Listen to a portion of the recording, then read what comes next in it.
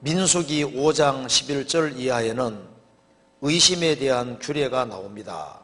언제까지 이 방법이 통용되었는지 궁금합니다. 이것이 저희에게 어떤 교훈을 주고 있는지 알고 싶습니다. 저도 언제까지 이 방법이 통용되는지 저도 궁금해요. 궁금한데 민수기 5장 11절 한번 봅시다. 의심에 대한 규례인데요. 민수기 5장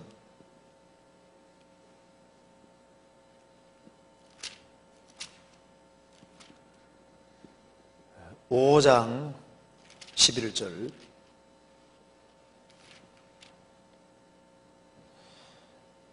여호와께서 모세에게 일러 가라사대 이스라엘 자손에게 고하여 그들에게 이르라. 만일 어떤 사람의 아내가 실행하여 남편에게 범죄하고 하여 타인과 정교를 하였으나 그 남편의 눈에 숨겨 드러나지 아니하였고 그 여자의 더러워진 일도 증인도 없고 그가 잡히지도 아니하였어도 그 더러워짐을 인하여 그 남편이 의심이 생겨서 그 아내를 의심하였든지 또는 아내가 더럽히지 아니하였어도 그 남편이 의심이 생겨서 그 아내를 의심하거든 그 아내를 데리고 제사장에게로 가서 그를 위하여 보리가루 에바 10분의 1을 예물로 드리되 그것에 기름도 붓지 말고 유향도 두지 말라. 이는 의심의 소재요 생각하게 하는 소재니 곧 죄악을 생각하게 하는 것이니라. 그래서 제사장은 토기에 거룩한 물을 담고 성막 바닥에는 티끌을 취해서 물에 집어넣고 그 다음에 그 의심의 소재를 마시게 하는 겁니다. 마시게 하는데 죄를 안 지었으면은 문제가 없는데 죄를 지은 것이 확실하면은 22절 이 저주가 되게 하는 물이 내 창자에 들어가서 내 배로 붓게 하고 내 넓다리로 떨어지게 하리라 할 것이요 여인은 아멘 아멘 할지니라.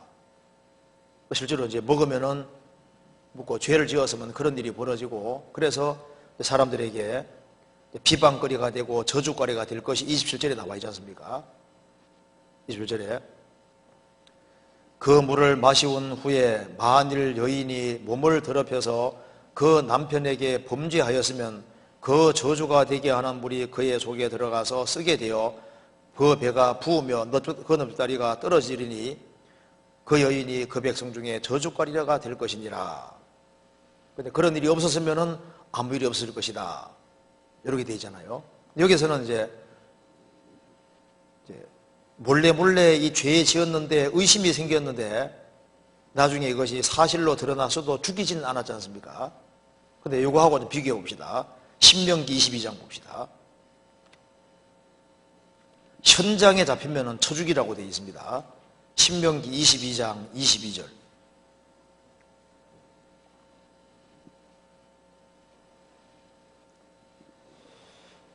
남자가 유부녀와 통감함을 보거든 그 통간한 남자와 그 여자를 둘 다 죽여 이스라엘 중에 악을 제할지니라. 유부녀 유부남이 간음 주셨다가 현장에 잡히면 둘 다 돌로 쳐 죽이라고 되어 있잖아요. 그런데 여기에 동일하게 간음죄를 지었는데 민수기 5장에서는 죽이지는 않고 백성의 저주거리가 되게끔 되어 있지 않습니까? 배가 붓고 넓다리가 떨어지고 백성의 저주거리가 되는데 죽이지는 않는데 여기서는 왜 죽였을까요? 먼저 이제 이 법이 언제까지 통용되었는지는 정확히 모르겠는데 여기에 교훈은 될 수 있습니다. 자, 여기서 왜 한쪽은 죽이지는 않고 한쪽에는 쳐 죽였을까요? 그 이유가 있죠. 왜냐하면은 자취를 안 남기는 대표적인 것이 성경에 나와 있는데 그 중에 하나가 남녀가 함께한 자취는 자취를 안 남기도록 되어 있는 거예요. 성경 찾아봅시다. 성경 잠언 찾아봅시다. 30장에 가장 몰래 행해지는 죄가 바로 이겁니다. 잠언 30장 18절에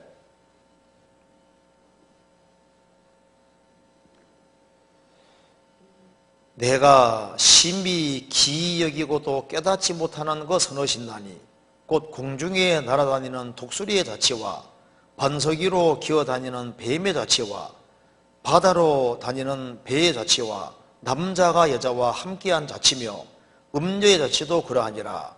그가 묻고 그 입을 씻음같이 말하기를 내가 악을 행치 아니했다 했느니라. 자치를 안 남기는 것이 여러 가지가 있는데 독수리의 자치, 독수리가 샥 날아가는데 싹 날아가고 나면은 그 날아간 흔적이 전혀 안 보이잖아요. 그죠? 반석 위로 기어다니는 뱀의 자체와 바위에 뱀이 싹 지나가는데 친구가 이제 길을 걸고 있는데요. 뱀이 반석 위로 싹 지나가는 겁니다. 뱀이다! 어디요? 지나가고 안 보이거든요. 아무리 봐도 뱀 지나간 흔적이 안 보이잖아요. 그리고 바다로 지나다니는 배의 자체와 배가 싹 지나갈 때 흰 물살 내고 지나가는데 싹 지나가고 난 이후에는 지나간 흔적이 안 남잖아요. 세상에는 흔적을 안 남기는 게 많이 있는데 그 중에 대표적인 것이 뭐냐? 남자가 여자와 함께한 자치. 그러니까 가장 은밀하게 행해지는 것이 뭡니까? 남녀가 같이 이렇게 만나고 하는 게 은밀하게 행해지는 겁니다.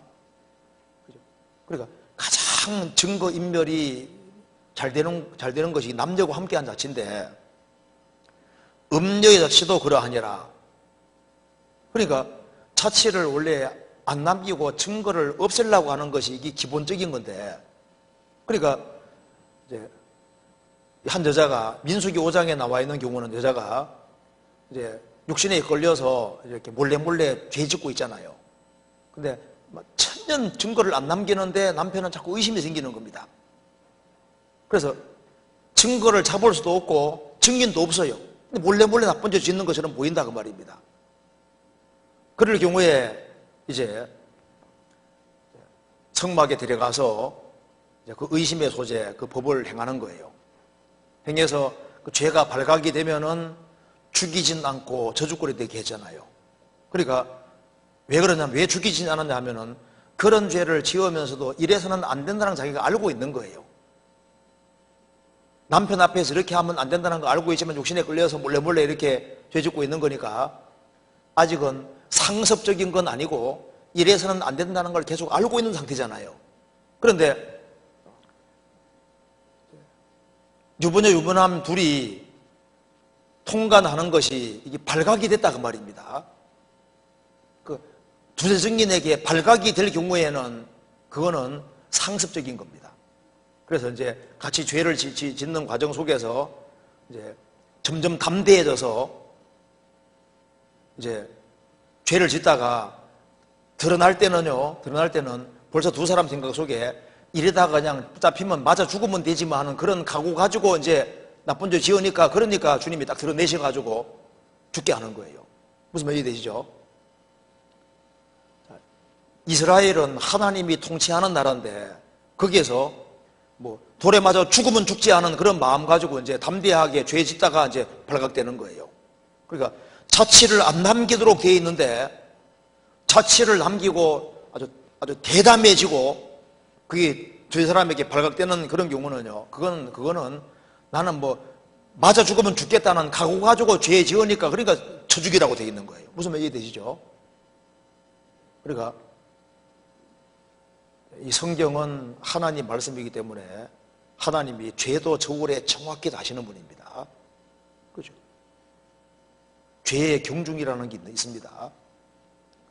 성경 신명기 22장 봅시다.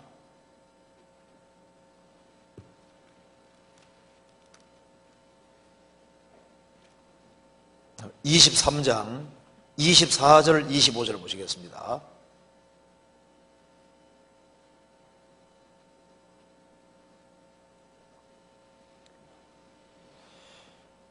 내 이웃의 포도원에 들어갈 때 마음대로 그 포도를 배불리 먹어도 가하니라.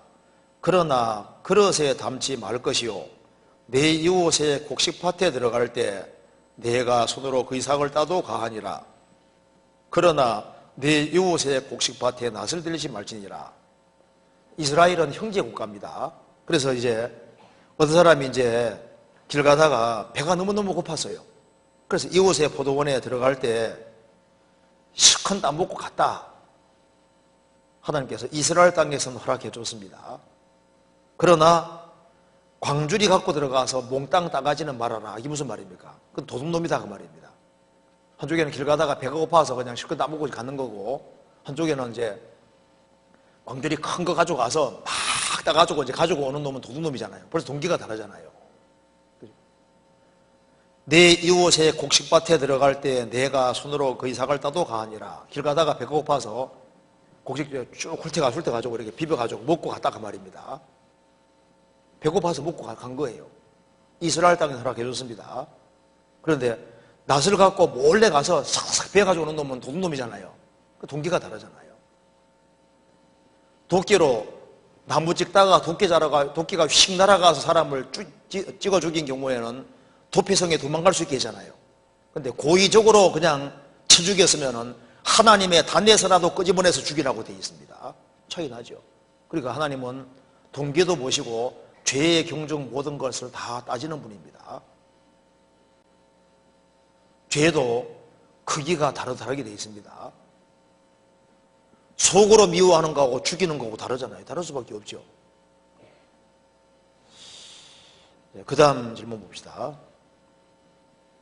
그래서 이게 언제까지 통용되는지 그건 잘 모르겠습니다. 지금도 하고 있는지 그건 아직 모르겠습니다. 그건 확인해 봐야 될 것 같습니다.